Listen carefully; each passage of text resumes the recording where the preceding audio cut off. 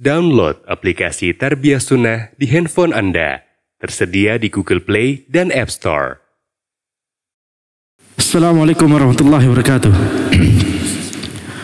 Innal hamdalillah nahmaduhu wa nasta'inuhu wa nastaghfiruh wa na'udzu billahi min shururi anfusina wa min sayyiati a'malina may yahdihillahu fala mudilla lahu wa may yudlil fala hadiya lahu. وأشهد أن لا إله إلا الله وحده لا شريك له وأشهد أن محمدا عبده ورسوله اللهم صل وسلم على سيدنا محمد وعلى آله وصحبه أجمعين أما بعد. Alhamdulillah, kita memanjatkan puji syukur kepada Allah Subhanahu wa taala yang telah mudahkan kita untuk menuntut ilmu syar'i, mengamalkan sabda Nabi Muhammad sallallahu alaihi wasallam, talabul ilmi faridatun ala kulli muslim. Menuntut ilmu itu wajib bagi setiap muslim. Demikian pula mengamalkan sabda Nabi Muhammad sallallahu alaihi wasallam, mayuridillahu bi khairan yufaqihu fid din. Barang siapa yang Allah kehendaki kebaikan untuknya, maka Allah akan berikan dia pemahaman agama. yakni pemahaman agama yang sahih, pemahaman agama yang lurus, yang berdasarkan pemahaman para generasi terdahulu as-salafus saleh rahimahumullahu taala. Maka pada majelis kita di sore ini kita akan membahas pembahasan tentang fikih terkait ibadah-ibadah Ramadan, terutama puasa Ramadan, yang sebagaimana telah kita ketahui bersama, sebentar lagi insyaallah akan datang bulan Ramadan. Semoga Allah Subhanahu wa taala menyampaikan kita ke dalam bulan tersebut. Maka ibadah puasa Ramadan itu memiliki keutamaan yang besar di dalam Islam. Sebagaimana yang telah kita ketahui bahwa ibadah puasa Ramadan itu adalah salah satu rukun Islam. Ya, salah satu rukun Islam. Misalkan dalam sebuah hadis Nabi Muhammad sallallahu alaihi wasallam bersabda, "Bunyal Islamu ala khamsin." Islam dibangun di atas 5 hal. Syahadati an la ilaha illallah wa anna Muhammadar Rasulullah wa iqamis shalah wa ita'iz zakah wa shaumi Ramadan wa hajjil bait. Islam itu dibangun di atas 5 hal, di atas 5 pilar.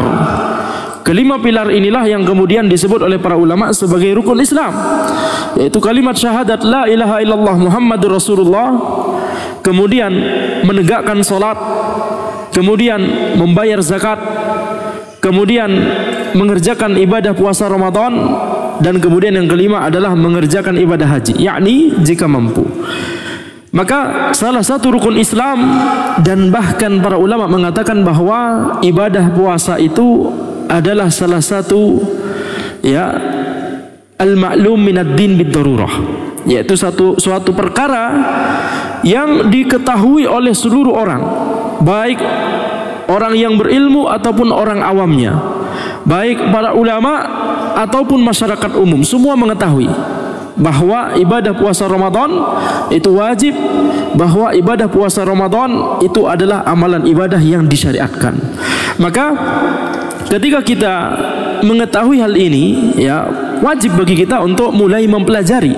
Sebelum datangnya bulan Ramadan, maka kita harus mempelajari fikih terkait puasa Ramadan dalam rangka supaya kita menuntut ilmu sebelum beramal, dalam rangka supaya kita mempelajari ilmunya sebelum mengamalkannya, yakni al-ilmu qabla al-qawli wal amal, ilmu sebelum berkata dan bertindak. Maka kita lihat bahwa ibadah puasa Ramadan banyak sekali pembahasannya sebenarnya. Akan tetapi dalam satu majelis ini insyaallah kita akan membahas secara ringkas masalah-masalah utama yang ada dalam pembahasan puasa Ramadan. Yang pertama adalah tentang waktu puasa itu sendiri, waktu puasa, yakni kapan ibadah puasa dilakukan. Maka kita katakan ibadah puasa itu waktunya adalah dari terbit fajar hingga terbenam matahari. Dari terbit fajar hingga terbenam matahari. Dalilnya adalah firman Allah Subhanahu wa taala, wa kulu washrabu hatta yatabayyana lakumul khaytul abyadu minal khaytil aswadi minal fajr thumma atimmus siyama ilal lail. Ya, makanlah dan minumlah sampai jelas antara benang putih dan benang hitam dari fajar. Yakni makanlah dan minumlah sampai masuk waktu fajar.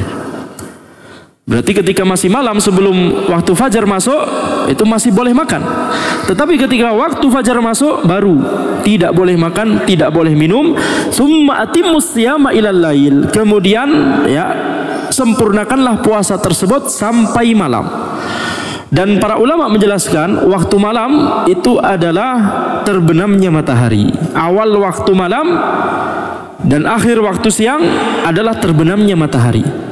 Sedangkan akhir waktu malam dan awal waktu siang itu adalah terbit fajar, ya, bukan terbit matahari. Bedakan antara terbit fajar dengan terbit matahari. Awal waktu siang itu diawali dari terbit fajar. Sedangkan akhir waktu siang terbenamnya matahari. Jadi antara siang dan malam itu batasnya. Ya, sehingga kita katakan bahwa ketika sudah masuk azan subuh, maka secara syariat ini masuk sudah dalam waktu ya siang, yakni pagi. Siang di sini dalam bahasa syariat mencakup waktu pagi dan waktu sore. Ya, mencakup waktu pagi dan waktu sore. Itulah mengapa ketika misalkan kita membaca zikir pagi petang, maka zikir pagi petang, waktu masuknya pembacaan zikir pagi itu adalah setelah masuknya waktu subuh. Kemudian masuknya pembacaan zikir petang itu adalah setelah masuknya waktu maghrib. Dan tentunya para ulama ada khilaf. Akan tapi di sini kita cukup menyebutkan satu pendapat saja dalam masalah ini. Taib. Jadi kita sekarang mengetahui bahwa yang namanya ibadah puasa itu dilakukan dari ya masuknya waktu fajar sampai masuknya waktu maghrib. Dari terbit fajar hingga terbenam matahari. Dan syariat mengkaitkan waktu puasa itu dengan ya tanda alam ini, yakni terbit fajar sampai terbenam matahari, bukan mengkaitkan dengan azan. Bukan mengkaitkan dengan azan. Sehingga ketika kita mengetahui bahwa misalkan ini kita sahur, kemudian kita mengetahui sebenarnya bahwa waktu subuh sudah masuk, akan tapi yakni masjid belum azan, tidak boleh kita makan. Ibrohnya adalah pada tanda alamnya, waktu fajar sudah masuk atau tidak, bukan ibrohnya pada muadzin mengumandangkan azan atau tidak. Itu mengapa ketika maghrib maka muadzin biasanya minum dulu baru kemudian azan, ya, na'am. Yani bekal dulu sebelum teriak untuk azan supaya lebih kencang, ya, tayyib. Kemudian sekarang kita masuk pada waktu dari bulan Ramadan. Bagaimana menentukan awal dan akhir bulan Ramadan? Terutama awal Ramadan terlebih dahulu yang akan kita bahas, ya. Menentukan awal bulan Ramadan itu dengan 3 metode. Dengan salah satu dari 3 metode. Yang pertama adalah melihat hilal.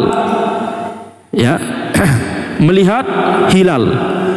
Sebagaimana firman Allah Subhanahu wa taala, "Faman syahida minkumus syahra falyasum." Barang siapa di antara kalian yang melihat hilal, maka berpuasalah. Demikian pula sabda Nabi Muhammad sallallahu alaihi wasallam, "Sumu li ru'yatihi wa aftiru li ru'yatihi." Berpuasalah kalian ketika melihat hilal dan berhentilah puasa ketika melihat hilal. Yakni berhentilah puasa maksudnya Ramadan sudah berakhir ketika melihat hilal Syawal. Maka metode pertama mengetahui awal Ramadan adalah dengan cara melihat hilal. Nah, sekarang bagaimana kalau kita tidak bisa melihat hilal karena langitnya mendung? Kalau langitnya cerah kemudian terlihat hilal, ini contoh misalkan, ya, misalkan ini tanggal 29 Sya'ban. Taib. Berarti ini mau mendekati maghrib sebentar lagi. Berarti antara dua kemungkinan, setelah maghrib masuk tanggal 30 Sya'ban atau setelah maghrib masuk tanggal 1 Ramadan. Ada dua kemungkinan. Maka itulah mengapa kalau sekarang tanggal 29 Sya'ban, maka orang-orang akan berusaha melihat hilal, ya, atau minimal tim yang disiapkan oleh pemerintah, oleh ulil amri, ya, melihat hilal, dan mereka tentunya berusaha melihat hilal setelah terbenamnya matahari, karena itulah ibrohnya. Ya, ibroh terlihatnya hilal atau tidak adalah setelah terbenamnya matahari. Kalau misalkan terlihat hilal, jelas besok 1 Ramadan, malam ini kita sholat tarawih. Tapi kalau misalkan, ya, langit cerah tapi tidak terlihat hilal, maka khalas, besok 30 Sya'ban, berarti masih bulan Sya'ban. Adapun kalau langit mendung, maka bagaimana? Ya, kita katakan bisa jadi hilal sudah terlihat, atau bisa jadi, bisa jadi hilal sudah muncul, atau bisa jadi hilal memang belum muncul. Maka dalam masalah ini, ya, kita melengkapkan bulan Sya'ban menjadi 30 hari. Kita melengkapkan bulan Sya'ban menjadi 30 hari berdasarkan sabda Nabi Muhammad SAW, sumu li ru'yatihi wa aftiru li ru'yatihi fa in hubiya alaikum fa akmilu iddata Sya'ban 30. Ya, berpuasalah ketika kalian melihat hilal, berhentilah berpuasa ketika kalian melihat hilal, dan kalau langit itu tertutup mendung, dan kata para ulama tidak hanya kondisi mendung atau tertutup awan, tapi juga tertutup abu, tertutup debu, ya, tertutup kabut misalkan. Ketika tidak bisa melihat langit dengan bagus, dengan baik, maka fa'akmilu iddata Sya'ban 30, lengkapilah hitungan Sya'ban menjadi 30. Dan ini sesuai dengan kaidah al-yakin la yazulu bisyak. Ada sebuah kaidah fikih yang namanya al-yakin la yazulu bisyak. Yang yakin itu tidak bisa dihilangkan oleh keraguan. Yani yang yakin adalah kita masih bulan Sya'ban. Adapun apakah besok Ramadan atau tidak, ini masih ragu-ragu. Maka yang ragu-ragu tidak bisa menganulir yang masih yakin, yakni bulan Sya'ban. Butuh, ya, tanda yang jelas untuk mengatakan bahwa besok sudah berganti menjadi bulan Ramadan. Dan karena tanda tersebut tidak ada, langitnya tertutup mendung, tertutup awan, maka kita masih menganggap besok masih bulan Sya'ban. Taib. Setelah besok berarti kita asumsikan bulan Sya'ban. Besok perlu melihat hilal lagi atau tidak? Besok perlu melihat hilal lagi atau tidak? Tidak perlu, karena tidak mungkin satu bulan Hijriah lebih dari 30 hari. Jadi kalau besok kita asumsikan karena langit mendung, dan besok kita asumsikan masih bulan Sya'ban, maka itu berarti tanggal 1 Ramadan adalah lusa. Taib. Kemudian ini metode yang kedua, ya. Metode yang kedua adalah melengkapi Sya'ban 30 hari. Metode ketiga adalah ketika kita mendapat kabar dari satu orang yang terpercaya bahwa dia telah melihat hilal. Satu orang saja sudah cukup. Ini berbeda nanti kalau hilal Syawal. Hilal Syawal itu harus 2 orang, laki-laki yang terpercaya, yang soleh, bukan orang fasik. Tapi kalau awal Ramadan cukup 1 orang saja. Bahkan tidak harus laki-laki, tapi juga bisa perempuan. Tetapi harus orang tersebut terpercaya, harus tersebut orang soleh, orang yang agamanya bagus atau baik, bukan orang fasik, bukan, ya, orang yang menyimpang akidahnya, ya, tidak boleh. Harus orang yang akidahnya lurus dan yakni terpercaya. Jadi metode ketiga adalah ketika kita mendapat kabar dari satu orang bahwa dia telah melihat hilal. Ini berdasarkan hadis Abdullah bin Umar.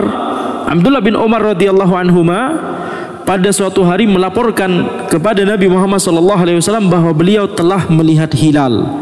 Ya, maka kemudian Nabi Muhammad SAW memerintahkan orang-orang, para sahabat yang lain, untuk berpuasa besok, dan yakni itu berarti apa? Itu berarti kabar dari satu orang saja sudah cukup. Ini kasusnya apa? Kasusnya adalah yakni satu orang yang mengabarkan sudah cukup. Demikian pula ada hadis lain, ada satu orang badui tidak dikenal oleh Nabi Muhammad SAW, tetapi ketika ditanyakan apakah engkau bersyahadat la ilaha illallah Muhammad Rasulullah, Kemudian dijawab na'am, maka kemudian Nabi Muhammad SAW menerima ya kabarnya tersebut bahwa dia telah melihat hilal. Taib. Ini 3 metode untuk menentukan awal Ramadan. Akan tapi kalau misalkan di suatu negeri ya ada ulil amri yang menetapkan awal Ramadan, seperti misalkan di negeri kita, alhamdulillah ya, ulil amri mengadakan sidang itsbat, baik, kemudian menetapkan awal Ramadan. Dan penetapan ulil amri mereka menggunakan metode di negeri kita, metode melihat hilal, maka alhamdulillah ini adalah sebuah yakni kenikmatan ya, kita tinggal mengikuti apa yang telah ditetapkan oleh ulil amri tersebut. Ya, jadi kesimpulannya apa? Kesimpulannya adalah metode utama untuk menentukan awal Ramadan itu adalah dengan melihat hilal. Tidak boleh pakai hisab, tidak boleh pakai perhitungan. Mengapa?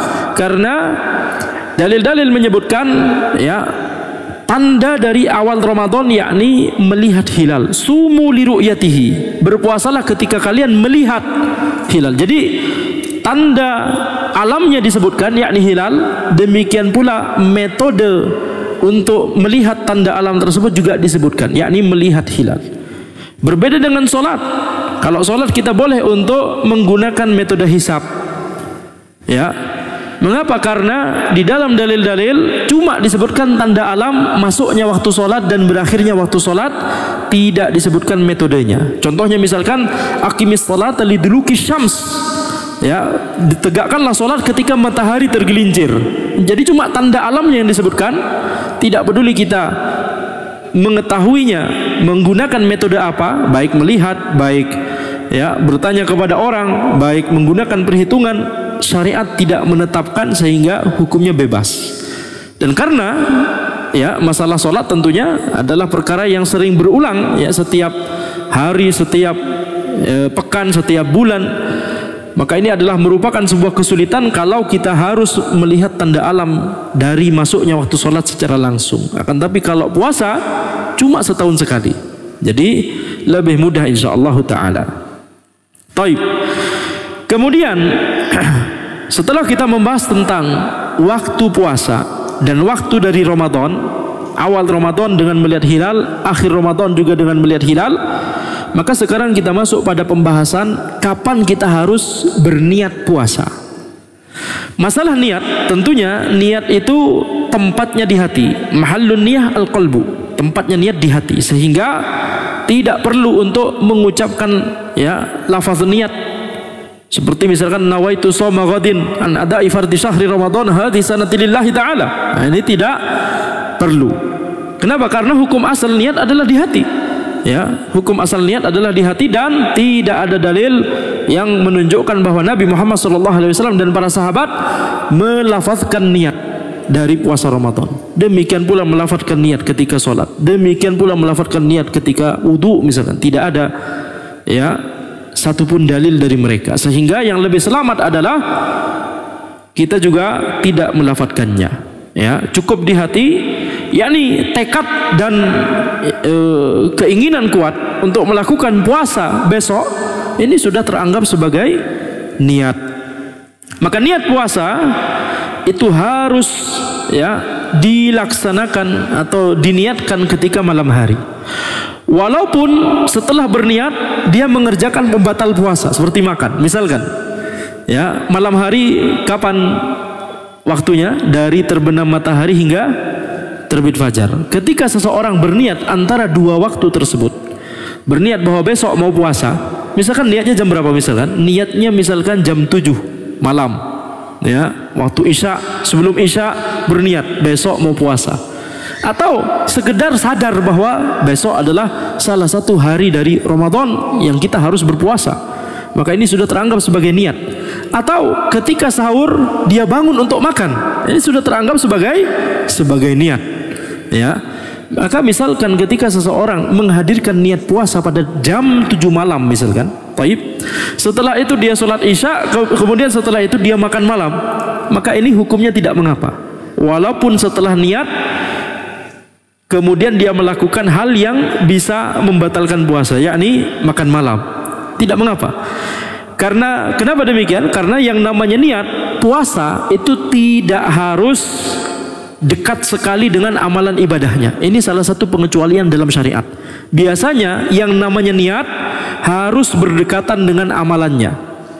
Wudu misalkan, kalau seseorang mau wudu, niatnya harus berdekatan dengan perbuatan dia wudu. Tidak boleh misalkan ana niat sekarang untuk wudu, nanti maghrib misalkan sejam lagi, taib, ana mau tidur sekarang. Setelah waktu maghrib tiba, dia bangun masih ngelindur, masih belum ingat sama sekali, belum ingat sanak famili. Kemudian dia melakukan gerakan wudu secara sempurna, akan tapi dia masih ngelindur. Kira-kira setelah dia selesai mengerjakan wudu tersebut dengan sempurna, apakah wudunya sah atau tidak? Tidak sah. Walaupun tadi sejam yang lalu dia telah meniatkan wudu ini untuk sholat maghribnya, tidak sah. Kenapa? Karena jarak antara niat dengan wudunya jauh sekali, 1 jam. Ya. Pengecualiannya adalah puasa. Boleh bagi puasa niatnya jam 7 malam, puasanya diawali dari terbit fajar jam 4 pagi atau setengah 5 ya, setengah 5 lewat sekarang atau setengah 5, kira-kira setengah 5 pagi. Taib. Maka ini adalah yakni mengenai waktu puasa. Jadi harus waktu niat puasa. Niat puasa harus dilaksanakan pada malam hari. Ini berdasarkan hadis Nabi Muhammad SAW, la siyama liman lam yujammi'in niyah fil lail. Tidak ada puasa bagi orang yang tidak meniatkan dari malam hari. Nah ini nanti yang akan membedakan antara puasa wajib dengan puasa sunnah. Puasa wajib seperti puasa Ramadan, qada Ramadan, puasa nazar, puasa kafarah, ini puasa wajib semua. Dengan puasa sunnah seperti Senin Kamis misalkan. Baik. Maka masalah niatnya berbeda. Untuk puasa sunnah niatnya tidak harus dari malam hari. Niatnya boleh ketika sudah masuk waktu siang. Dan yang dimaksud waktu siang di sini bisa waktu pagi, bisa waktu siang, bisa waktu sore. Ya, jadi baik sebelum zawal atau setelah zawal, sebelum zuhur ataupun setelah zuhur. Kalau seseorang baru berniat mau puasa sunnah pada hari itu, maka puasa sunnahnya sah. Tetapi pahalanya dihitung dari sejak kapan dia berniat. Ya, kalau memang tidak full dari pagi, dari subuh, maka ya sudah, berarti pahalanya tidak sempurna. Akan tapi puasa sunnahnya sah dan teranggap sebagai amalan puasa sunnah. Tetapi dengan syarat dia tidak melakukan pembatal puasa sama sekali dari terbit fajar sampai dia waktu berniat. Kalau seseorang misalkan pagi sudah sarapan 3 piring, ya sudah minum macam-macam, kemudian jam 10 baru ingat, kayaknya anak mau puasa sunnah aja hari ini. Masya Allah ya, antum jam 7 tadi sudah makan 3 piring, ya ini tidak sah, ya tidak teranggap, tidak sah sebagai puasa sunnah. Ini tidak teranggap sebagai amalan ibadah sama sekali. Hanya ketika ya dari pagi sampai dia berniat, dia belum sama sekali makan, belum sama sekali minum, belum melakukan amalan-amalan pembatal puasa yang lain. Taib. Dan ini tentunya dalilnya adalah hadis Nabi Muhammad SAW ketika menanyakan makanan kepada Aisyah radhiyallahu anha, hal indakum syai'? Apakah engkau memiliki makanan? Kemudian dijawab tidak ada. Maka Nabi Muhammad SAW kemudian menjawab, fa inni idzan shaim, maka aku ya berpuasa. Taib. Sekarang kita masuk pada syarat wajib puasa Ramadan, yakni siapa saja yang wajib untuk puasa Ramadan. Itu yang dimaksud dengan syarat wajib. Siapa saja yang wajib untuk berpuasa Ramadan. Yang pertama adalah dia harus muslim. Yang pertama adalah dia harus muslim. Adapun orang kafir, maka dia tidak wajib untuk berpuasa, walaupun nanti di akhirat dia akan mendapatkan dosa dari setiap kewajiban yang dia tinggalkan. Dia akan mendapatkan dosa dari setiap keharaman yang dia lakukan. Ya, jadi dia tidak hanya terkena dosa karena kekafirannya, tapi juga terkena dosa karena dia nggak mengerjakan sholat subuh tadi, tidak sholat zuhur, tidak sholat asar barusan, tidak sholat maghrib sebentar lagi, dan seterusnya. Tidak zakat, tidak puasa Ramadan, tidak haji walaupun mampu. Nah, semua furu' dari syariat tersebut kalau dia tidak kerjakan, dia langgar, maka dia berdosa. Ini syarat wajib pertama. Syarat wajib kedua, mukallaf, yakni akil baligh, orang yang berakal dan orang yang mencapai usia baligh. Orang yang berakal maksudnya tidak gila. Orang yang mencapai usia baligh maka yakni orang yang telah memenuhi atau telah ada tanda dari salah satu tanda-tanda baligh, seperti mimpi basah, seperti tumbuhnya rambut kemaluan, seperti ya usianya telah mencapai 15 tahun hijriah secara sempurna, ya, seperti haid bagi perempuan, seperti hamil bagi perempuan. Ya, ini tanda-tanda baligh. Ya, sebagiannya untuk laki-laki dan ada tambahan 2 tambahan ekstra untuk perempuan, yakni haid dan hamil. Maka ini maksudnya kalau ada wanita hamil, ya, maka itu berarti tandanya dia sudah baligh. Ya, tidak boleh kemudian kita simpulkan dia masih anak-anak belum baligh padahal sudah hamil. Ya, taib.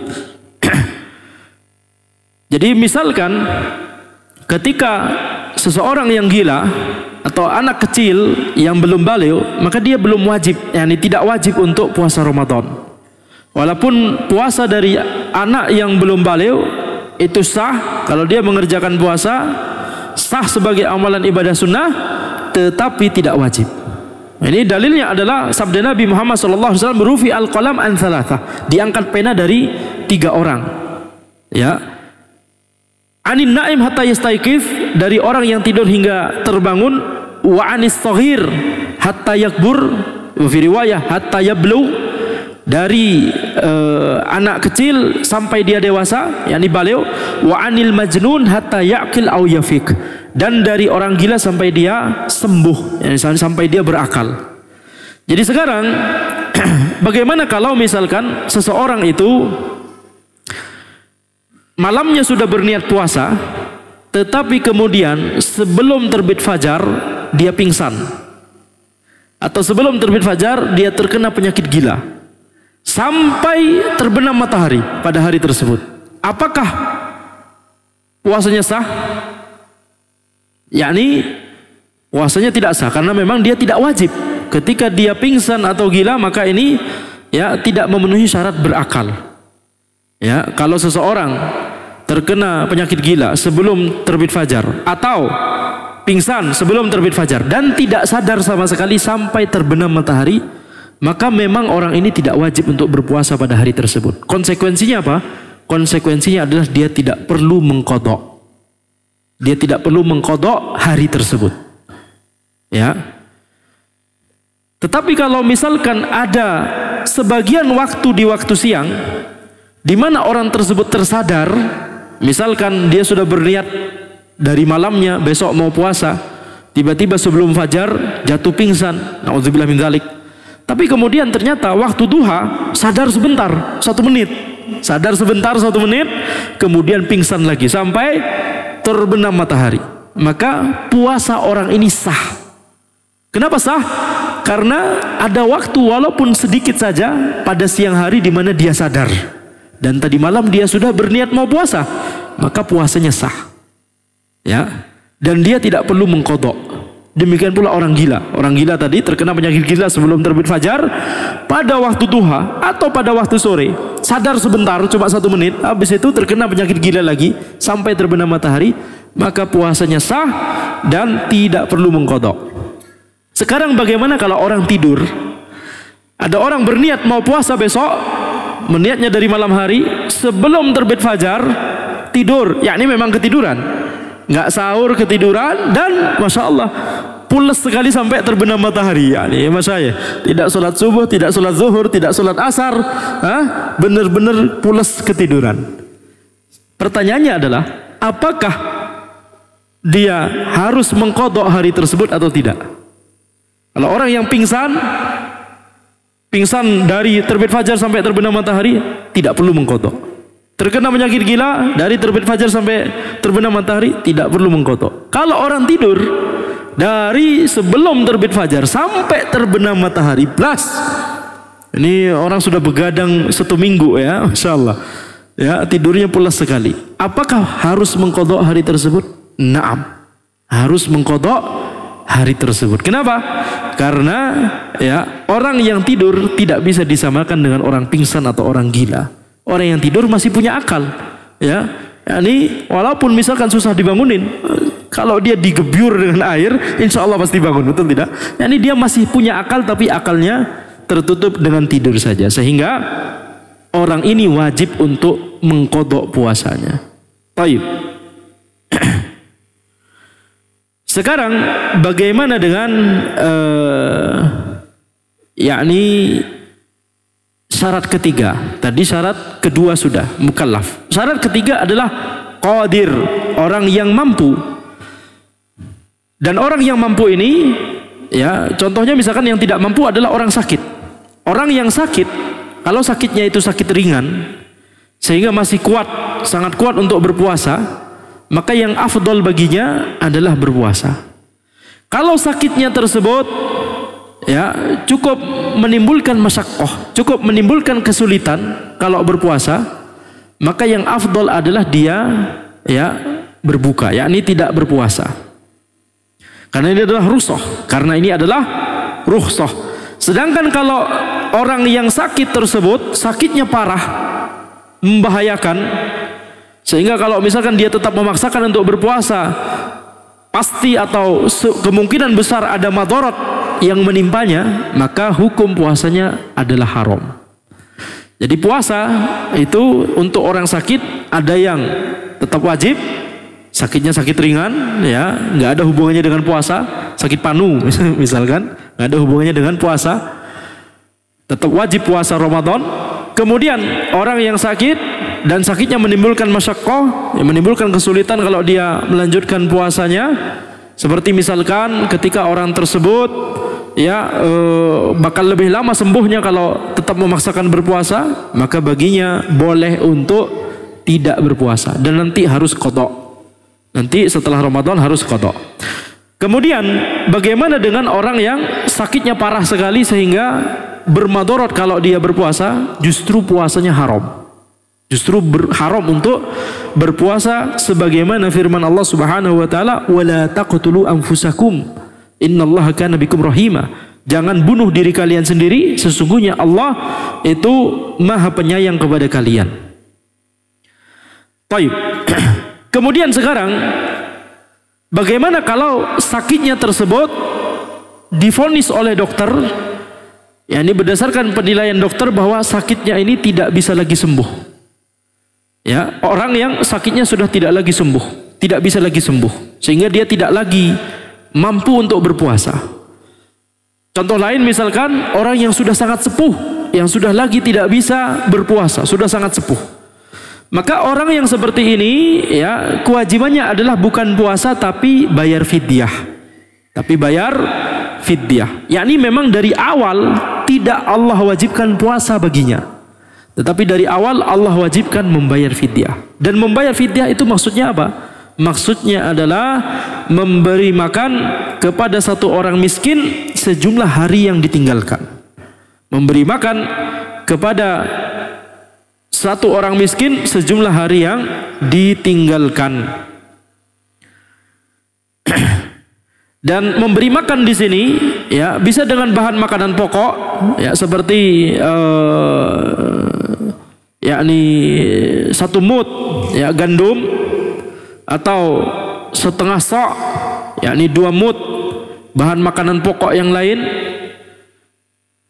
atau misalkan ya berdasarkan pendapat yang misalkan dipilih oleh Syekh Al-Utsaimin rahimahullah, dari kalau tidak salah ada asar dari Anas atau Abdullah bin Umar radhiyallahu anhum, ya ini boleh untuk memasakkan makanan dan membuatkan makanan satu porsi yang mengenyangkan untuk setiap orang miskin sejumlah hari yang ditinggalkan. Jadi kalau misalkan orang sepuh 29 hari full 1 Ramadan atau 30 hari full 1 Ramadan tidak bisa lagi berpuasa Ramadan, maka kita bisa menyiapkan 29 atau 30 porsi untuk diberikan kepada kepada 29 orang miskin atau 30 orang miskin.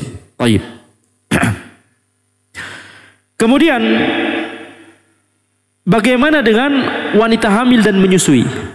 Ya, wanita hamil dan menyusui kalau memang dinilai oleh dokter bahwa tidak masalah untuk berpuasa dan dia merasakan bahwa enteng-enteng saja untuk berpuasa, maka wajib puasa. Maka tetap wajib puasa. Tapi ketika wanita hamil tersebut atau wanita menyusui tersebut khawatir terhadap dirinya sendiri, kalau dia tetap berpuasa, maka boleh untuk tidak berpuasa nanti qadha. Ini kemungkinan pertama. Wanita hamil dan wanita menyusui tersebut khawatir terhadap dirinya sendiri. Apa yang harus dia lakukan? Kalau khawatir terhadap dirinya sendiri, misalkan khawatir dirinya sendiri sakit, tapi tidak mempengaruhi pada nutrisi pada bayinya misalkan. Jadi cuma khawatir terhadap dirinya sendiri, takut sakit. Maka boleh untuk tidak berpuasa, tapi nanti qadha setelah Ramadan berakhir. Taib. Sekarang bagaimana kalau wanita hamil dan menyusui tersebut khawatir terhadap janinnya atau khawatir terhadap anaknya yang sedang dia susui? Maka para ulama banyak khilaf dalam masalah ini. Akan tapi pendapat yang lebih cenderung adalah wanita tersebut tentunya boleh untuk tidak berpuasa, tetapi ketika nanti setelah Ramadan dia harus mengqadha dan juga dia harus bayar fidyah. Yang harus setelah Ramadan adalah qadhanya. Adapun bayar fidyahnya boleh walaupun masih Ramadan. Boleh walaupun masih Ramadan. Asalkan harus setelah dia tidak berpuasa. Yakni tidak boleh bagi wanita hamil dan menyusui, anak kayaknya 1 bulan ini tidak akan kuat puasa, tidak akan mau puasa karena khawatir terhadap janin atau terhadap bayi yang mau anak susui. Jadi selama 1 bulan ke depan anak mau bayar fidyahnya sekarang, ya. Di hari pertama Ramadan. Ini belum meninggalkan puasanya tapi sudah bayar fidyah. Ini tidak boleh. Mengapa? Sebab harus datang duluan baru hukumnya. Sebabnya adalah dia tidak berpuasa, hukumnya apa? Bayar fidyah selain qadha, ya. Maka bayar fidyahnya harus setelah dia tidak berpuasa. Walaupun masih Ramadan, tidak masalah. Yang harus setelah Ramadan adalah qadha. Mengapa demikian? Karena Allah Subhanahu wa taala telah berfirman, "Fa'iddatum min ayyamin ukhar." Ya, man kana maridan aw ala safarin fa'iddatum min ayyamin ukhar. Fa'iddatum min ayyamin ukhar. Yakni iddahnya, yakni qadhanya, hitungannya adalah di hari-hari selainnya, di hari-hari setelahnya. Ya, faman kana minkum maridan aw ala safarin fa'iddatum min ayyamin ukhar. Jadi itu dalil bahwa qadha harus setelah Ramadan. Ini tidak boleh ya Mas ya. Ketika masih Ramadan, kemudian antum hari ini nggak mau puasa Ramadan, tapi qadha Ramadan yang kemarin. Ini masih Ramadan padahal. Antum harus puasa Ramadan hari ini, qadhanya setelah Ramadan. Taib. Sekarang kemungkinan ketiga, bagaimana kalau wanita hamil dan menyusui tersebut khawatir terhadap dirinya dan janinnya? Khawatir terhadap dirinya dan bayinya, yakni khawatir terhadap keduanya. Apa yang harus dia lakukan? Yang harus dia lakukan adalah tidak mengapa untuk tidak berpuasa, dan yang wajib baginya hanyalah qadha. Tidak perlu bayar fidyah. Justru kalau khawatirnya kepada 2 orang, dirinya dan janinnya atau bayinya, cukup qadha saja. Kenapa? Karena ini satu paket dengan orang yang khawatir terhadap dirinya sendiri. Nah Ustadz, dia juga khawatir terhadap bayinya. Nah iya, tapi dia khawatir terhadap dirinya sendiri. Jadi masih masuk dalam ya yang cukup qadha saja. Hanya orang yang khawatir terhadap janinnya saja atau bayinya saja, tapi tidak khawatir terhadap dirinya sendiri. Yakni dia merasa sehat-sehat saja. Tapi kalau anak puasa, wanita tersebut berpikir kalau anak puasa, khawatir susunya, ini asinya itu bakal macet atau sedikit sehingga memberikan madarat kepada bayinya yang sedang dia susui. Taib. Jadi ini menunjukkan bahwa dia cuma khawatir terhadap anaknya, berarti dia harus 2 hal, yakni qadha dan bayar fidyah. Dan ini sama seperti kalau orang misalkan tim SAR harus menolong orang yang hanyut di sungai misalkan, nauzubillah min dzalik, atau hilang di hutan misalkan, harus melakukan pencarian misalkan. Dan tim SAR tersebut merasa kalau Anda tetap berpuasa, maka ini nggak bisa, ini pencarian terus dilakukan. Maka ini berarti apa? Orang tersebut, tim SAR tersebut khawatir terhadap orang lain Tapi dia sebenarnya kuat untuk masih berpuasa, tapi ya kalau normal-normal saja harinya kuat, tapi masalahnya ini harus mencari, harus melakukan yakni upaya penyelamatan dan pencarian. Maka ini berarti sama dengan orang yang mengkhawatirkan orang lain, sementara dia sebenarnya tidak masalah kalau puasa untuk dirinya sendiri, begitu ya. Maka sama, dia boleh untuk tidak berpuasa, lanjutkan pencarian, tapi nanti dia harus mengqadha dan bayar fidyah. Kecuali kalau dia khawatir terhadap dua-duanya, khawatir terhadap dirinya sendiri, dia sudah mulai sakit sekarang, dan juga dia masih mau yakni melanjutkan perjalanan keluar dari hutan misalnya karena sudah sakit, akhirnya nggak mau lanjut pencarian, tapi minimal mau keluar hutan, betul tidak? Mau kembali ke pos dari pinggir sungai misalkan. Maka ini mengkhawatirkan dirinya sendiri dan orang lain, berarti cuma qadha saja. Baik, cuma qadha saja. Sekarang kita masuk pada syarat yang keempat, syarat wajib yang keempat, yakni mukim. Yakni mukim. Maka kebalikannya adalah musafir. Musafir, orang yang sedang bersafar, kalau dia tidak merasakan kesulitan saat safar, maka tetap lebih afdol untuk berpuasa. Karena puasa Ramadan tidak bisa digantikan. Setiap hari di bulan Ramadan tidak bisa digantikan oleh hari-hari yang lain. Kalau datang Ramadan berikutnya, ya itu berarti hari berikutnya di bulan Ramadan. Tapi hari ini, kalau ini Ramadan, tidak bisa lagi datang lagi, tidak bisa lagi digantikan. Sehingga kalau misalkan safarnya itu ringan, masya Allah, tidak ada masyaqqah, tidak ada kesulitan yang dia rasakan, maka ya tidak mengapa baginya atau lebih afdal baginya untuk tetap berpuasa. Adapun kalau safarnya itu dia merasa berat, ya sehingga dia merasakan masyaqqah, merasakan kesulitan kalau dia berpuasa, maka boleh baginya untuk yakni tidak berpuasa, tetapi nanti harus qadha setelah Ramadan berakhir. Dan dalilnya sama seperti yang telah kita sebutkan tadi, faman kana minkum maridan aw ala safarin, barang siapa di antara kalian yang sakit atau sedang safar, maka fa'iddatum min ayyamin ukhar, gantinya adalah di hari-hari selainnya, yakni selain Ramadan, yakni qadha.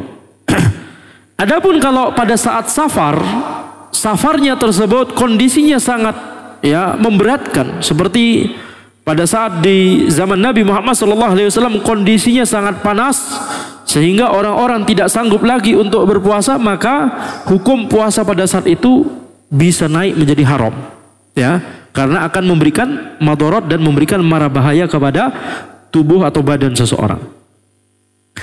Nah, sekarang yang dimaksud safar itu adalah ya bagaimana kalau yakni bahasan kita adalah dari tadi, kalau memang orang tersebut wajib untuk berpuasa kemudian melakukan safar.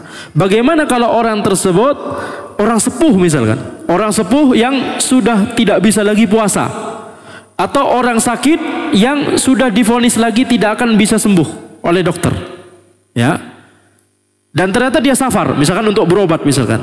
Intinya dia safar. Ketika dia safar, apakah dia tidak perlu bayar fidyah atau tidak? Orang yang sakit dan divonis tidak bisa sembuh sama orang yang sepuh sekali tidak bisa lagi berpuasa, apa yang tadi kita sebutkan? Mereka wajib puasa atau bayar fidyah? Bayar fidyah. Sekarang mereka safar, apakah tidak perlu bayar fidyah atau tetap harus bayar fidyah? Qadha bayar fidyah, qadha bayar fidyah sama aja bayar fidyah. Ya Mas, bayar fidyahnya setelah Ramadan itu sama aja bayar fidyah. Apakah masih perlu bayar fidyah atau tidak perlu bayar fidyah sama sekali, atau bagaimana? Jawabannya adalah tetap wajib bayar fidyah. Kenapa? Karena qadha itu adalah pengganti untuk puasa. Sementara orang ini dari awal memang Allah wajibkan untuk bayar fidyah, bukan puasa. Yang Allah wajibkan dari awal untuk orang ini, yakni perintahnya berbeda. Untuk kebanyakan orang perintahnya puasa. Untuk orang ini, sebagian orang yang tadi disebutkan, orang yang sudah sangat sepuh atau orang yang sakitnya sudah divonis lagi tidak bisa sembuh dan memang dia sudah tidak kuat lagi untuk berpuasa, maka ya yang memang diwajibkan oleh Allah untuk orang ini adalah bayar fidyah. Sehingga kalau dia safar, maka dia tetap mampu untuk bayar fidyah, taib, bayar fidyah tidak masalah. Walaupun dia, kecuali kalau dia misalkan yakni tidak mampu, maka ini bahasan yang lain. Kalau orang tidak mampu, bahkan untuk bayar fidyah tidak mampu misalkan, maka kewajiban itu menjadi gugur. Taib. Kemudian syarat wajib yang kelima adalah haid, yakni tidak haid dan nifas. Syarat wajib yang kelima adalah tidak haid dan nifas. Sehingga wanita yang haid dan wanita yang nifas tidak sah dan bahkan tidak boleh untuk berpuasa. Tidak sah dan bahkan tidak boleh. Yakni kalaupun memaksakan itu tidak akan teranggap sebagai puasa sunnah, tapi haram baginya untuk berpuasa sebagaimana sabda Nabi Muhammad SAW, "Alaisa idza hadat lam tusalli wa lam tasum?" Bukankah jika dia haid maka dia tidak salat dan juga tidak berpuasa? Nah, kemudian sekarang kita masuk pada suatu kaidah yang penting, yaitu bagaimana kalau seseorang baru wajib puasa di tengah siang. Bagaimana kalau seseorang baru wajib puasa di tengah siang? Contoh, orang baru masuk Islam pada siang hari di bulan Ramadan. Sebelumnya masih kafir, di tengah siang masuk Islam. Orang baru balighh pada siang hari di bulan Ramadan, misalkan mimpi basah di bulan Ramadan, di siang hari bulan Ramadan, atau umurnya pas sempurna 15 tahun Hijriah pada saat siang hari di bulan Ramadan tersebut. Atau orang yang baru sembuh dari penyakit gila di tengah siang di bulan Ramadan. Atau orang yang baru sembuh dari sakit di tengah siang di bulan Ramadan.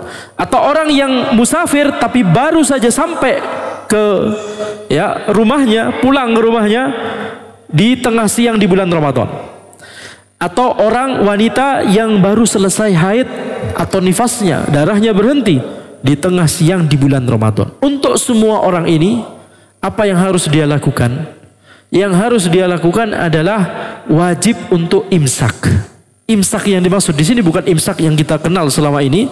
Imsak di sini adalah istilah fikih yang dimaksudkan oleh para ulama adalah dia tidak melakukan pembatal puasa dari pada saat dia mulai wajib puasa sampai terbenam matahari. Ini misalkan orang baru sembuh dari sakit jam 11 siang, sudah sehat jam 11 siang, maka dari jam 11 tersebut sampai terbenam matahari dia wajib imsak. Orang baru pulang dari safar, nyampe di rumahnya jam 11 siang, sebelumnya nggak puasa ketika safar, nyampe di rumahnya jam 11 siang, maka dari jam 11 siang sampai terbenam matahari wajib untuk imsak, wajib untuk tidak melakukan pembatal-pembatal puasa seperti makan, minum dan selainnya yang sebentar lagi akan dibahas insyaallah. Nah, para ulama beda pendapat dalam masalah ini. Ada sebagian ulama yang berpendapat sunnah saja, imsak tersebut sunnah saja, bukan wajib. Tetapi ya dalam rangka kehati-hatian ana lebih cenderung pada pendapat yang wajib sebenarnya, akan tapi dalam rangka kehati-hatian walaupun orang yang berpendapat sunnah lebih baik untuk yakni meminimalisir melakukan pembatal puasa di waktu-waktu tersebut.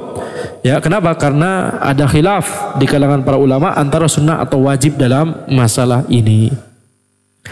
Baik, satu catatan penting sebelum kita masuk pada pembatal-pembatal puasa adalah kalau seseorang misalkan dia berniat safar pada suatu pagi misalkan, atau suatu siang atau suatu sore, dia dari subuh tadi sudah puasa, kemudian dia mau safar, maka tidak boleh bagi orang ini untuk membatalkan puasanya sejak dari rumahnya, tidak boleh. Harus bagi dia, yakni baru boleh bagi dia untuk membatalkan puasanya ketika dia sudah safar. Dan tandanya dia sudah safar adalah ketika dia sudah keluar dari area permukiman di kotanya. Ketika sudah keluar dari area pemukiman di kotanya, maka baru boleh bagi dia untuk makan dan minum, untuk batalkan puasanya. Baik. Jadi tidak boleh misalkan ini jam 8 pagi mau safar masih jam 9, dari jam 8 pagi sudah batalkan puasa, tidak boleh. Ya, tidak boleh. Kenapa? Karena ketika dia masih di rumah belum mendapat status musafir. Belum mendapat status, baru mendapat status musafir setelah dia keluar dari kotanya, keluar dari area pemukiman kotanya. Kalau misalkan dia naik pesawat, nunggu di bandara. Kalau bandaranya masih di tengah kota, seperti di kota ini, betul tidak? Ya, nih. Kecuali kalau bandaranya di Majalengka, ya, itu jelas keluar dari Bandung. Tapi kalau di bandara di Bandung ini, maka masih di dalam kota.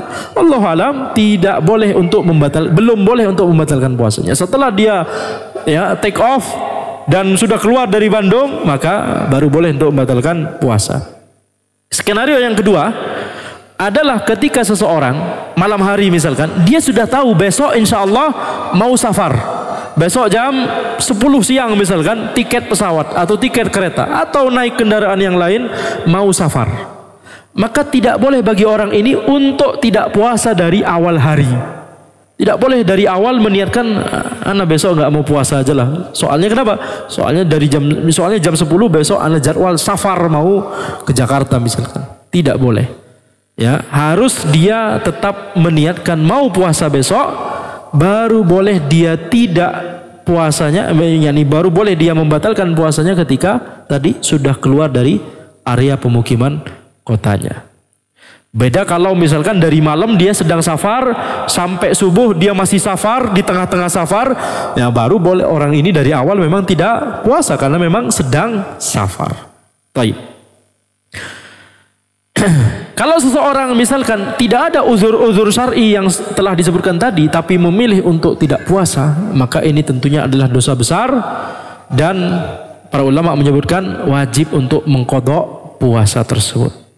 Sekarang kita masuk pada pembatal-pembatal puasa. Ya, insyaallah kita peringkas ya. Pembatal-pembatal puasa ada dua jenis. Puasa yang mewajibkan, pembatal puasa yang mewajibkan qadha saja, dan pembatal puasa yang mewajibkan qadha dan kafarah. Jenis pertama, pembatal puasa yang mewajibkan qadha saja. Yang pertama adalah makan dan minum. Ya, dalilnya adalah firman Allah Subhanahu wa taala yang telah kita sebutkan tadi, wa kulu washrabu hatta yatabayyana lakumul khaytul abyadu minal khaytil aswadi minal fajr. Makanlah dan minumlah hingga jelas bagi kalian benang putih dari benang hitam dari fajar. Yakni makanlah dan minumlah sampai terbit fajar. Kalau sudah terbit fajar berarti tidak boleh makan dan minum. Dan kaidahnya adalah, ini kaidah yang dipilih oleh Syekhul Islam Ibnu Taimiyah rahimahullah. Ya. Kaidahnya adalah setiap perbuatan tersebut disebut sebagai makan dan minum atau sesuatu yang bisa menjadi pengganti makan dan minum seperti infus, maka ini membatalkan puasa. Maka ini membatalkan puasa.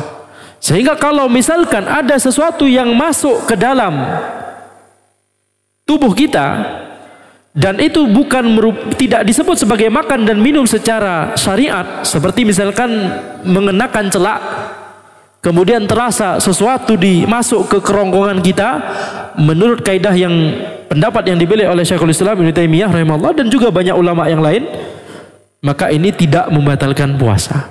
Sekali lagi dalam masalah ini memang ada khilaf. Jadi ini masalah khilafiyah, wajib bagi kita untuk saling berlapang dada kalau berbeda pendapat. Tapi pendapat yang minimal ana merasakan itu lebih kuat pendapatnya, ana lebih cenderung pada pendapat tersebut adalah kaidah yang dipilih oleh Syekhul Islam Ibnu Taimiyah. Selama itu disebut makan dan minum secara urf, secara kebiasaan manusia. Nggak ada orang mau minumnya pakai celak, yani. Kemudian terasa di sini, kemudian dikatakan Anda memang mau minum, ya. Tidak demikian, betul tidak? Tidak disebut kemudian Anda mau minum, kemudian masukkan tetes telinga ke telinganya, betul? Tidak demikian, ya. Ini tidak ada orang minum satu gelas, ya, Anda haus sekali lewat telinga, tidak bisa demikian. Baik. Maka demikian pula melalui jalur yang lain seperti yang disebutkan oleh para fuqaha, melalui jalur dubur atau melalui jalur zakar, ya, itu tidak membatalkan puasa menurut kaidah yang dipilih oleh Syekhul Islam Ibnu Taimiyah rahimahullah taala. Baik. Ini pembatal puasa yang pertama yang mewajibkan qadha saja. Pembatal puasa yang kedua adalah muntah dengan sengaja. Muntah dengan sengaja. Baik muntahnya sedikit ataupun banyak. Baik perbuatannya sendiri atau perbuatan orang lain. Perbuatannya sendiri misalkan dia masukkan jarinya ke dalam rongga mulutnya sehingga muntah. Perbuatan orang lain misalkan orang lain yang memasukkan jarinya ke taib. Jangan dicontoh ya. Ini cuma contoh fikih saja ya, bukan untuk dipraktekkan. Baik disengaja, harus disengaja, taib harus disengaja. Muntahnya harus dengan disengaja. Ini berdasarkan sabda Nabi Muhammad SAW, man zara'ahu qai'un huwa sha'im falaysa 'alaihi qada' wa nistaqa'a falyaqdi. Ya, jika seorang tidak sengaja muntah sementara dia berpuasa, maka tidak ada baginya qada', yakni puasanya tetap sah kalau tidak sengaja muntah. Tapi kalau sengaja muntah, maka harus mengqada', yakni berarti puasanya batal. Ya, contoh muntah tidak disengaja misalkan, ya, mencium bau yang menjijikkan atau diceritakan sesuatu yang menjijikkan. Ada orang diceritakan saja sesuatu yang menjijikkan, maka ingin muntah, betul tidak? Anda menjelaskan orang yang seperti ini saja sudah ada dorongan untuk taib. Kita lanjut saja ya daripada ini. Nah,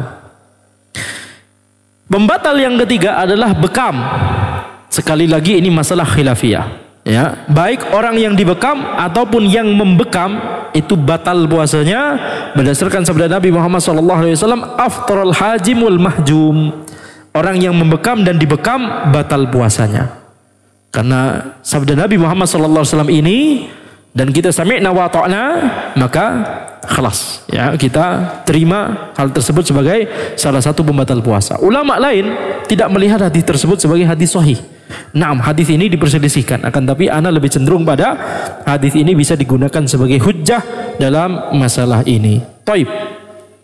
Kemudian pembatal yang keempat adalah keluar mani karena masturbasi atau keluar mani karena bercumbu, yakni mubasyarah, karena sentuhan selain jima. Keluar mani karena sentuhan selain jima maka membatalkan puasa, mewajibkan qada, tapi tidak perlu kafarah. Baik masturbasinya oleh tangan sendiri yang itu haram, atau masturbasinya oleh tangan istri yang itu halal sebenarnya tapi menjadi haram kalau itu menjadi penyebab puasanya batal. Baik. Ini berdasarkan sabda Nabi Muhammad SAW, yatruku ta'amahu wa syarabahu wa syahwatahu min ajli. Orang yang berpuasa dia meninggalkan makanannya, minumnya dan syahwatnya karenaku. Yani karena Allah Subhanahu wa taala. Ini adalah hadis qudsi. Taib, ini adalah pembatal-pembatal puasa yang mewajibkan qada saja. Sekarang kita masuk pada pembatal puasa yang mewajibkan qada dan kafarah. Dan ini cuma satu, yaitu apa? Jima di siang hari bulan Ramadan. Baik jimaknya tersebut mengeluarkan mani atau tidak mengeluarkan mani. Sekedar timba masuk ke dalam ember, sekedar timba masuk ke dalam sumur, maka itu sudah membatalkan puasa dan wajib bagi dia untuk qada dan juga kafarah jima. Nah, kafarah jima ini dalilnya apa? Dalilnya adalah ada seseorang yang datang kepada Nabi Muhammad SAW, kemudian beliau berkata, ya Rasulullah, halaktu, wahai Rasulullah, celaka aku. Ditanya oleh Rasulullah SAW, ada apa? Malaka? Kemudian dijawab, waqa'tu ala imraati wa ana shaim. Aku berjima dengan istriku sementara aku sedang berpuasa. Kemudian Rasulullah SAW bersabda, hal tajidu raqabatan tu'tikuha? Apakah engkau menemukan budak yang bisa engkau yakni bebaskan? Maka orang tersebut menjawab, tidak ada. Yakni beliau tidak mampu untuk membebaskan budak. Kemudian Nabi Muhammad SAW bertanya kembali, fahal tastati'u an tasuma syahrain mutatabi'ain? Apakah engkau mampu untuk puasa 2 bulan berturut-turut? Tidak mampu, kata orang tersebut. La. Kemudian Nabi Muhammad SAW bertanya kembali, fahal tajidu it'ama sittina miskina? Apakah engkau bisa memberikan makan orang miskin sebanyak 60 orang? Orang tersebut kembali menjawab, Tidak. Kemudian Nabi Muhammad SAW diam sebentar. Kemudian ada orang memberikan sekeranjang kurma kepada Nabi Muhammad SAW. Kemudian Nabi Muhammad SAW bertanya, "Aina sa'il?" Mana yang bertanya tadi? Kemudian ya diberikan kurma tersebut kepada orang tersebut, diperintahkan untuk disedekahkan. Kemudian orang tersebut berkata, "A'ala afqara minni ya Rasulullah?" Apakah mau disedekahkan kepada yang lebih miskin daripadaku? Wahai Rasulullah, Wallahi ma baina labataiha ahla baitin afqara min ahli baiti. Demi Allah tidak ada satu keluarga di antara dua gunung ini, yakni di Madinah, yang lebih miskin daripada keluargaku. Fatahikan Nabi sallallahu alaihi wasallam hatta badat anyabuhu thumma qala at'imhu ahlak. Kemudian Nabi Muhammad sallallahu alaihi wasallam tertawa sampai terlihat gigi taring beliau, kemudian beliau bersabda, "Beri makan keluargamu dengannya." Dari hadis ini kita menyimpulkan, orang yang jima di siang hari bulan Ramadan dengan sengaja, ya, maka dia wajib untuk qada dan kafaroh. Kafarohnya adalah sebagaimana yang disebutkan tadi. Ini sama seperti kafaroh zihar. Kafaroh jima, 3 hal tadi dilakukan sesuai dengan urutan. Ya, cari budak dan harus budak mukmin yang beriman. Yang harus dibebaskan adalah budak yang mukmin, berdasarkan dalil lain harus mukmin. Tetapi kalau di sekarang tidak ada, alhamdulillah tidak ada perbudakan, maka menuju ke opsi yang kedua, yaitu apa? Berpuasa 2 bulan berturut-turut. Dan puasa 2 bulan berturut-turut ini ya tidak mengapa kalau misalkan diselingi dengan periode haid, misalkan perempuan misalkan. Nah, perempuan yang jima juga harus bayar kafaroh. Selain qada juga harus kafaroh, sama seperti laki-laki. Selama perempuan tersebut memang mau untuk berjima. Beda kalau dipaksa oleh suaminya. Dia sebenarnya tidak mau tapi dipaksa oleh suaminya, maka ini tidak perlu yakni bayar kafaroh, tapi harus qada. Karena puasanya batal. Tapi tidak perlu kafaroh. Jadi kalau misalkan wanita melakukan puasa 2 bulan berturut-turut karena kafaroh jima, maka kalau misalkan ada selingan, misalkan haid, dan kebanyakan biasanya pasti begitu, betul tidak? 2 bulan berturut-turut pasti ada periode haid di tengah-tengahnya, maka tidak mengapa baginya. Tidak mengapa baginya. Demikian pula kalau misalkan ya puasa 2 bulan berturut-turut harus tertunda dengan Ramadan, harus tertunda dengan Idul Fitri, harus tertunda dengan Idul Adha. Jadi tidak teranggap ya hal yang merusak berturut-turut tadi. 2 bulan harus berturut-turut, yakni maksudnya kalau tidak ada uzur seperti haid, seperti nifas, seperti Ramadan, seperti Idul Fitri atau Idul Adha. Taib. Tapi kalau misalkan dia tanpa uzur bolong berturut-turutnya, dia harus mengulangi dari awal. Sudah tinggal sedikit lagi 3/4, tiba-tiba dia tidak puasa 1 hari tanpa uzur, harus mengulangi dari awal. Taib. Kemudian opsi yang ketiga dari kafarah adalah setelah kalau dia tidak mampu untuk puasa 2 bulan berturut-turut adalah dia yakni memberi makan 60 orang miskin. Sekarang bagaimana kalau orang sakit atau safar sehingga dia sebenarnya punya uzur untuk tidak berpuasa? Orang yang sakit atau sedang safar, misalkan dia punya uzur tersebut sehingga dia tidak berpuasa, boleh tidak dia berjima di siang hari bulan Ramadan? Boleh tidak? Jawabannya boleh. Sebagaimana boleh baginya untuk melakukan pembatal puasa lain seperti makan dan minum. Sekarang, yakni orang tersebut berarti cuma wajib qada tapi tidak perlu kafarah, ya.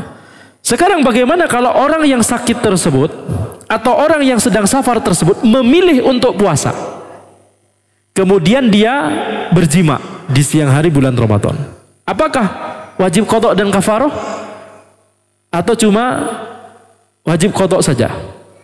Maka jawabannya adalah yakni tidak wajib kafarah, cuma wajib qada saja. Kenapa?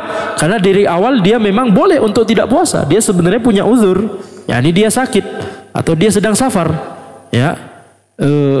Dia puasa dalam rangka mencari keafdalan saja. Lebih baik ana berpuasa karena masih kuat sebenarnya, tapi sebenarnya ana punya uzur untuk tidak berpuasa. Nah, ketika dia memilih untuk tetap berpuasa dan ternyata jima di siang hari bulan Ramadan, maka ya sudah, tidak masalah. Wajib qadha saja, tidak perlu kafarah. Karena puasa yang tersebut dari awal memang tidak wajib bagi dia oleh syariat. Cuma bisa jadi lebih afdol saja bagi dia karena badannya masih kuat, begitu ya. Taib. Sekarang bagaimana kalau orang menyengaja safar supaya bisa jima dengan istrinya di siang hari bulan Ramadan? Sudah tidak tahan misalkan, sehingga taib, ayo kita menyengaja safar supaya bisa berjima yakni di siang hari bulan Ramadan. Terlalu lama untuk menunggu terbenamnya matahari. Maka jawabannya tidak boleh, karena ini adalah hiyal, yakni melakukan tipu daya untuk mendapatkan rukhsah. Warukhsah la tunatu bil ma'asi, dan rukhsah tidak dikaitkan dengan maksiat, dan tipu daya di sini adalah kemaksiatan. Taib. Taib. Maka di sini kita lihat bagaimana dengan orang yang melakukan qadha puasa Ramadan. Berarti di luar bulan Ramadan. Kemudian dia jima di siang hari. Harus kafarah atau tidak? Tidak perlu kafarah. Kenapa? Karena bukan di bulan Ramadan. Demikian pula puasa sunnah. Orang puasa sunnah berarti di luar Ramadan. Nggak ada orang puasa sunnah di bulan Ramadan, nggak ada. Ya, selain Ramadan dia melakukan puasa sunnah kemudian jima di siang hari, apa yang dia diwajibkan baginya? Nggak ada kewajiban baginya. Nggak perlu qadha karena ini puasa sunnah, nggak perlu kafarah karena ini di luar Ramadan. Taib. Sekarang tadi telah kita sebutkan, kalau orang tersebut keluar mani dengan bercumbu, wajib qadha, tidak perlu kafarah. Kalau orang tersebut keluar mani dengan jima, karena jima, maka wajib qadha dan wajib kafarah. Kalau orang tersebut keluar mani karena berulang kali melihat hal-hal yang tidak boleh dilihat, dia berulang kali melihatnya, kemudian keluar mani, maka wajib qadha, tidak perlu kafarah. Tapi kalau melihatnya cuma sekali, langsung keluar mani, misalkan tidak normal, misalkan melihat sekali, kemudian langsung keluar mani, maka ini dimaafkan, puasanya tetap sah. Baik. Kemudian bagaimana kalau orang keluar mani cuma dengan berpikir saja, bukan melihat tapi cuma berpikir? Ini juga tidak normal ya. Tapi kalau misalkan ada, maka ini tidak membatalkan puasanya, karena ini cuma di pikiran saja. Jadi yang membatalkan puasa adalah kalau melihat dengan berulang-ulang, atau dengan mubasyarah, dengan bersentuhan, atau dengan jima. Keluar mani yang membatalkan puasa adalah pada kasus-kasus tersebut. Kalau cuma berpikir, maka tidak membatalkan puasa. Keluar madhi secara mutlak, keluar madhi tidak membatalkan puasa. Keluar madhi tahu madhi ya, cairan yang lengket yang keluar ketika seseorang itu mulai muncul syahwat, maka tidak membatalkan puasa secara mutlak. Nah, pembatal puasa yang telah kita sebutkan tadi itu hanya membatalkan puasa kalau orang tersebut tidak ada uzur seperti jahil, seperti lupa, seperti tidak disengaja, atau seperti dipaksa. Ini uzur-uzur yang membuat orang tersebut tidak batal puasanya. Seperti misalkan dia lupa bahwa ini Ramadan, kemudian dia makan, maka tidak masalah, puasanya tetap sah. Ya. Atau kemudian orang tersebut tidak tahu bahwa jima itu membatalkan puasa, misalkan, maka ini puasanya tetap sah, tidak perlu qadha, tidak perlu kafarah. Naam, ada khilaf dalam masalah ini. Ini pendapat yang ana lebih cenderung. Ya. Taib. Kemudian terakhir, bagaimana kalau seseorang yang junub, baik setelah jima atau setelah mimpi basah atau sebab-sebab lain, atau misalkan wanita yang selesai haid dan nifasnya sebelum terbit fajar, apakah boleh bagi dia untuk melakukan mandi wajib setelah terbit fajar atau tidak? Misal orang junub atau wanita yang baru selesai haid dan nifas, boleh tidak baginya untuk mandi wajibnya setelah azan subuh, setelah masuk waktu subuh, atau mandi wajibnya ini harus sebelum subuh juga? Jawabannya adalah boleh walaupun setelah masuk waktu subuh. Ya, jadi sahur dulu tidak masalah, baru nanti mandinya setelah masuk waktu subuh. Dan tentunya mandinya jangan telat karena harus sholat subuh, karena harus sholat subuh. Jadi jangan terlambat. Dalilnya apa? Dalilnya adalah firman Allah Subhanahu wa taala yang telah kita sebutkan tadi, wa kulu washrabu hatta yatabayyana lakumul khaytul abyadu minal khaytil aswadi minal fajr. Makanlah dan minumlah sampai terang bagi kalian, sampai jelas bagi kalian benang putih dari benang hitam dari fajar. Kalau kita boleh untuk makan dan minum sampai mendekati masuknya waktu fajar, maka kita boleh juga untuk berjima sampai mendekati masuknya waktu fajar. Dan kalau jima sampai mendekati waktu fajar, maka kapan mandinya? Kemungkinan besar mandinya setelah masuk waktu fajar. Ini dalil, ya, dalil secara iltizam, ya, dalil secara konsekuensi, ya, dalil yang menunjukkan bahwa mandi wajib itu boleh walaupun setelah azan subuh atau setelah masuknya waktu subuh. Itu tidak mempengaruhi puasanya. Puasanya tetap sah. Baik. Sedikit lagi, satu masalah lagi, yaitu terkait masalah qada puasa. Kalau orang tadi telah kita sebutkan, ya, ada beberapa yang harus qada puasa. Qada puasa disunnahkan untuk segera dikerjakan, disunnahkan untuk dikerjakan secara berturut-turut, tapi tidak masalah kalau dikerjakan secara tidak berturut-turut dan dikerjakan secara yakni nanti-nanti saja begitu, ya, selama belum datang Ramadan berikutnya. Kalau sudah datang Ramadan berikutnya, maka ini haram untuk yakni diakhirkan setelah datang Ramadan kedua kalau tidak ada uzur. Kalau ada uzur, misalkan sakit sepanjang tahun sehingga belum bisa mengqadha, tidak masalah. Tapi kalau misalkan tidak ada uzur sehingga orang tersebut harus mengqadha setelah Ramadan yang kedua, maka selain dia berdosa, maka dia juga harus, selain tetap harus bayar utang qadha tersebut, dia juga harus bayar fidyah untuk setiap hari yang dia telat. Untuk setiap hari yang dia telat harus bayar fidyah. Walaupun telatnya setelah Ramadan kedua, setelah Ramadan ketiga, setelah Ramadan keempat, fidyahnya cukup sesuai dengan jumlah hari yang dia telat tersebut. Baik, tidak semakin bertambah setelah berlalu Ramadan. Kecuali kalau ada utang qadha di Ramadan kedua yang juga telat lagi gitu, ya, sampai Ramadan ketiga masih juga tidak dibayar tanpa uzur, maka ini tentunya, ya, juga harus bayar fidyah. Taib, demikian yang bisa Anda sampaikan. Ini penjelasan fikih puasa yang sangat singkat, tetapi semoga bermanfaat dan semoga bisa menjadi yakni bekal ilmu kita sebelum Ramadan tiba biidznillah taala. Kita sekarang masuk pada sesi tanya jawab. Sesi tanya jawab dulu atau sesi kuis dulu? Kuis dulu supaya tidak lupa, ya. Baik. Sekarang pertanyaan pertama, silahkan dijawab bagi yang mengetahui jawabannya. Apa hukumnya orang yang misalkan dia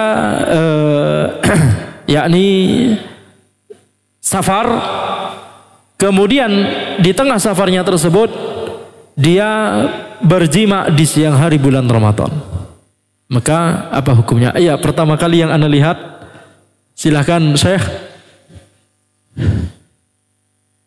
Pertama kali Anda melihat, angkat tangan, ya.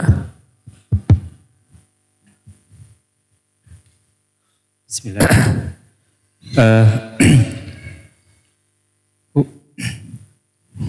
Hukumnya tidak kafaroh. Tidak perlu kafaroh. Baik. Apakah harus qadha? Iya. Tergantung apakah dia puasa, ya, atau tidak. Nah, baik. Ala kulli hal, walaupun dia tidak puasa ataupun puasa, tetap harus mengqadha, ya. Kalaupun dia tidak puasa memang harus mengqadha. Kalau puasa dia harus mengqadha karena dibatalkan dengan jimanya. Baik. Jazakallahu khairan. Masyaallah, ini mendapatkan hadiah. Dibagikan kapan? Nanti saja mungkin, ya. Sekarang saja, ya, biar tidak lupa. Ya, ini yadan biyadin, ya, boleh. Harus tidak boleh ada, ya, ini jeda. Sekarang pertanyaan kedua,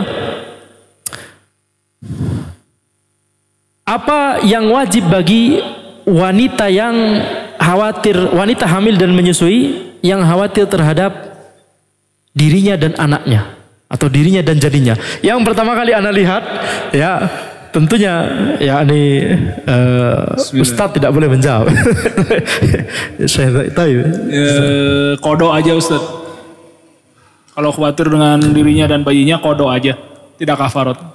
Ayo, kafarot atau fidyah? Tidak perlu kafarot atau tidak perlu fidyah? Tidak perlu fidyah. Tidak perlu fidyah, tapi cukup kodo saja. Masya Allah. Jazakallah khairan, Syekh. Jazakallah khair. Jazakallah khairan. Baik, pertanyaan ketiga adalah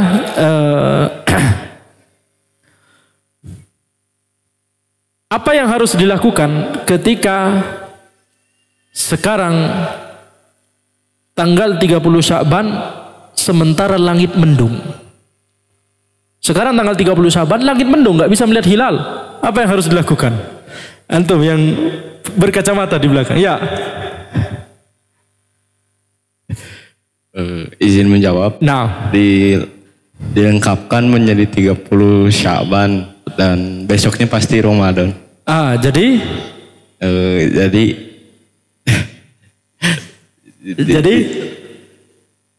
ini sudah tanggal 30, tidak perlu dilengkapkan lagi ya Mas saya. Tapi pertanyaan menjebak. Tapi karena ada jawaban besoknya Ramadan, khalas. Sekarang 30 Sya'ban tidak perlu melihat hilal. Yang melihat hilal kemarinnya. Nah, jazakallah khairan. Sekarang kita masuk pada sesi tanya jawab. Bismillah, afwan Ustaz, izin bertanya. Asalnya bagaimana ya untuk ibu hamil yang tidak bisa melaksanakan puasa Ramadan besok? Akan tapi harus mencobanya sehari, 2 hari, dilihat kuat atau tidaknya. Atau harus mengqadha atau membayar fidyah. Ya, dilihat kuat atau tidaknya dulu. Kecuali kalau ada saran dari dokter, ini bakal cukup berbahaya kalau berpuasa, maka tidak perlu dicoba. Kalau memang ada saran tersebut ya yang tegas dari dokter, tapi kalau tidak ada itu, silakan dicoba sehari 2 hari. Kalau kuat, memang kewajibannya adalah puasa. Kalau tidak kuat, ya maka dilihat khawatir terhadap diri sendiri atau khawatir kepada anak saja atau khawatir kepada dua-duanya, sebagaimana yang telah disebutkan tadi perinciannya.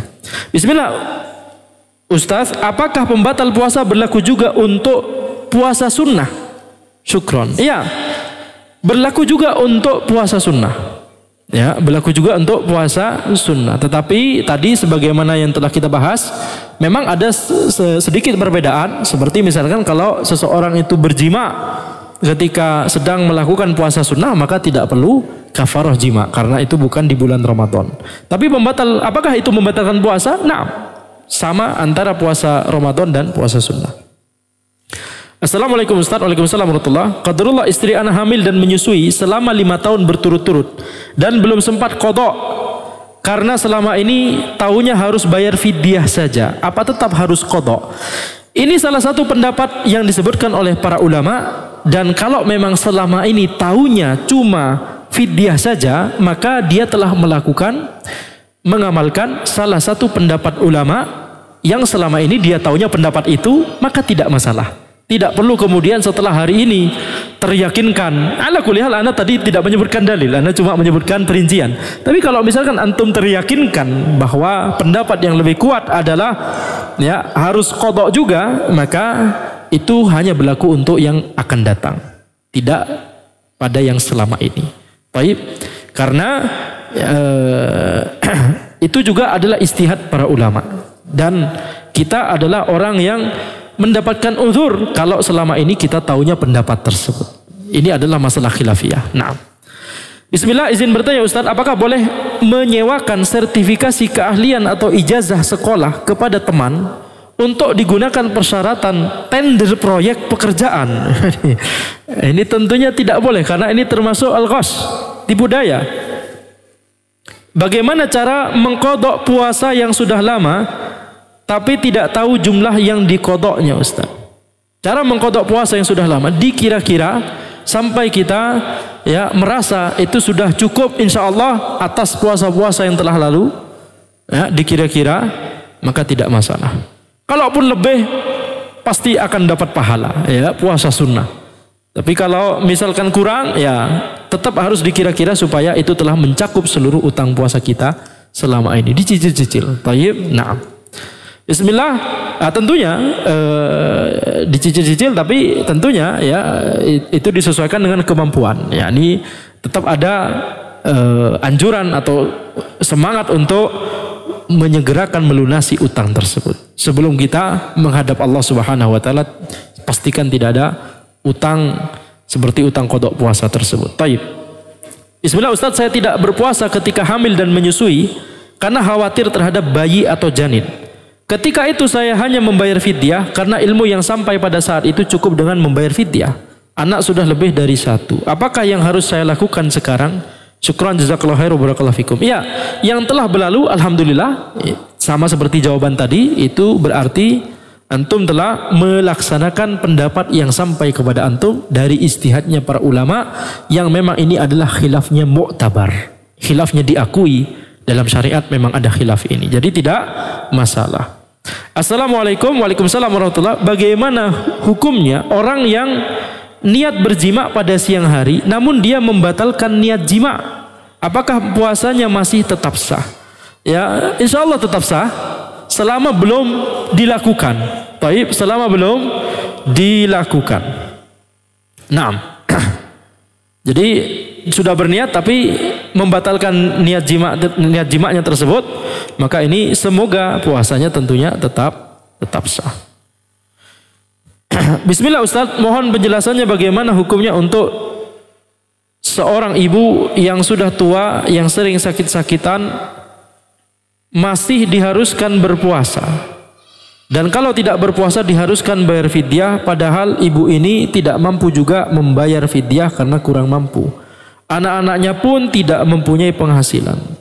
Tolong penjelasannya Ustaz, jazakallahu khairan Ustaz atas penjelasannya. Ya, ini ma'dzur. Ini diberikan uzur oleh syariat. Fattaqullaha mastata'tum, bertakwalah kepada Allah semampu kalian. Ibu ini memang sudah tidak lagi wajib berpuasa kalau memang sudah sepuh dan sudah sering sakit-sakitan, memang sudah tidak wajib puasa, tapi wajibnya bayar fidyah. Lah bayar fidyah tidak bisa, maka ma'dzur, mendapatkan uzur dari syariat. Sebagaimana contoh tadi, misalkan orang yang harus bayar kafaroh karena jima siang hari di bulan Ramadan, tapi orang ini miskin. Misalkan, yakni tidak mampu untuk mengerjakan kafaroh jima tersebut, maka kata para ulama gugur. Gugurnya kapan? Saat itu juga, ketika dia tidak mampu. Saat itu juga. Yakni tidak perlu ditunggu, coba tunggu sebulan, apakah nanti sebulan lagi antum sudah mampu? Tidak perlu. Pada saat tersebut, ketika sudah wajib kafaroh bagi dia, yakni sesaat setelah dia berjima, itu kan wajibnya, berarti dia harus sudah wajib kafaroh, bayar kafaroh jima. Ya, ketika dia tidak mampu, maka kewajibannya gugur. Dalilnya adalah dalil orang yang tadi yang datang kepada Nabi Muhammad SAW, dia tidak mampu semua. Maka Nabi Muhammad SAW tidak kemudian berpesan, nanti antum kalau sudah mampu tetap harus bayar ini. Ya, jadi yakni kafaroh jima tersebut langsung gugur setelah kalau memang orang tersebut tidak mampu pada saat wajibnya kafaroh tersebut, yakni setelah jima. Taib. Demikian yang bisa Anda sampaikan. Ini zahirnya pertanyaan sudah selesai, minimal dari yang tertulis. Mungkin kita berikan kesempatan 1 atau 2 pertanyaan langsung.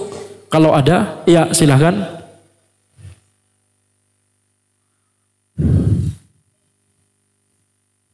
Bismillahirrahmanirrahim. Kalau tadi dicontohkan beberapa hal yang untuk tidak berpuasa. Kalau terkait dengan misalnya ada yang bukan hilang ingatan, kalau suka kadang ingat kadang tidak, pikun. Misalnya masih muda tapi sudah pikun misalnya. Apakah hal tersebut juga ada rukhsah? Bagaimana tentang hal tersebut, Ustaz? Naam, jazakallahu khairan. Masih muda tapi sudah pikun. Maksudnya lupanya di sini maksudnya dia sebenarnya berpuasa tapi tiba-tiba makan begitu ya. Maka tentunya ini adalah uzur. Ini adalah uzur ya. Jadi kalau memang dia seperti itu dan kalau zahirnya memang dia masih sadar, yakni dia bisa berinteraksi, berarti masih termasuk mukallaf. Tapi cuma qadarullah terkadang lupa begitu ya. Maka semoga ini adalah lupa yang merupakan uzur. Insya Allah ini adalah uzur, jadi puasanya tetap sah. Ya, kecuali kalau dia lupa, kemudian ternyata tiba-tiba dia ingat ketika makan, maka yakni tanggung ini, maka ini baru kemudian puasanya tentunya batal. Nah.